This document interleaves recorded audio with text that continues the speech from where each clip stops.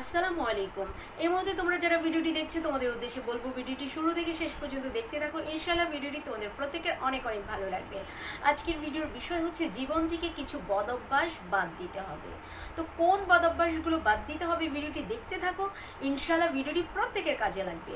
আজকের ভিডিওর 1 নম্বর পয়েন্ট হচ্ছে অতিরিক্ত খরচ করা যাবে না। কারণ হচ্ছে একটু চিন্তা ভাবনা করে দেখো তো, প্রতিদিন তুমি কি পরিমাণ টাকা খরচ করছো।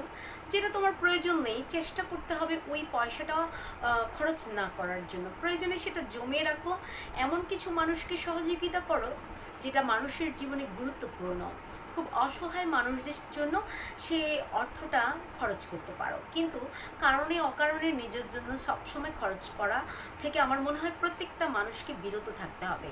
নাম্বার 2, নেগেটিভ চিন্তার মানুষের কাছ থেকে অবশ্যই আমাদের কি করতে হবে, সঙ্গ ত্যাগ করতে হবে। নেগেটিভ চিন্তা যারা করে এদের সাথে মিশা যাবে না। যখন এই নেগেটিভ চিন্তার মানুষের সাথে তুমি মিশবে তখন তুমি সফল হতে পারবে না। ব্যর্থতা তোমার চারোপাশ থেকে তোমাকে আঁকড়ে ধরবে। এই জন্য বলবো যে নেগেটিভ চিন্তার মানুষ থেকে অবশ্যই চেষ্টা করতে হবে দূরে থাকতে এবং তাদের সাথে সময় কাটানো থেকে নিজেকে বিরত রাখতে হবে। নাম্বার 3, সব সময় আড্ডাবাজি করা যাবে না, আড্ডা দেওয়া যাবে না। কারণ আমরা কি করি, সময় পেলেই বন্ধুর সাথে বান্ধবীর সাথে, সময় পেলেই আত্মীয় স্বজনের সাথে, পাড়া প্রতিবেশীর সাথে যেখানে সেখানে আড্ডা আমরা দিতে পছন্দ করি। তো এই ব্যাপারটা থেকে নিজেকে বিরত রাখতে হবে। আড্ডা অবশ্যই আমরা দেব, কিন্তু সব সময় দেওয়া যাবে না। কারণ আমাদেরকে সময়টা কাজে লাগাতে হবে, সফল হতে হবে, সফলতার জন্য কাজ করতে হবে। সো হচ্ছে আড্ডা দিয়ে সময় যদি বেশি বেশি নষ্ট করে ফেলি তাহলে সফল হতে আমাদেরকেই সফল হতে আমাদেরই দেরি হয়ে যাবে। এই জন্য বলবো আড্ডা বেশি দেওয়া যাবে না।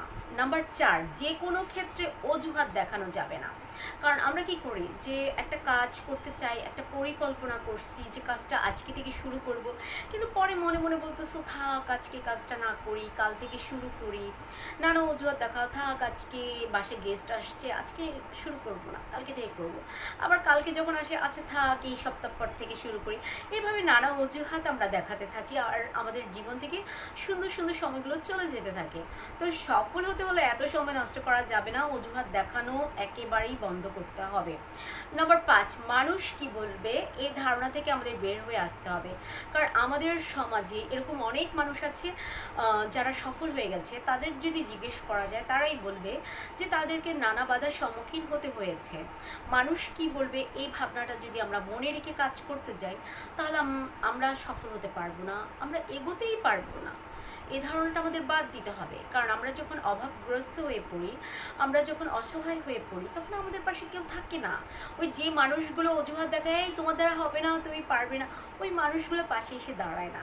তাই মানুষ কি ভাববে, কি বলবে, এগুলোর দিকে না তাকিয়ে আমাদেরকে সফলতার দিকে এগিয়ে যেতে হবে, কাজ করতে হবে।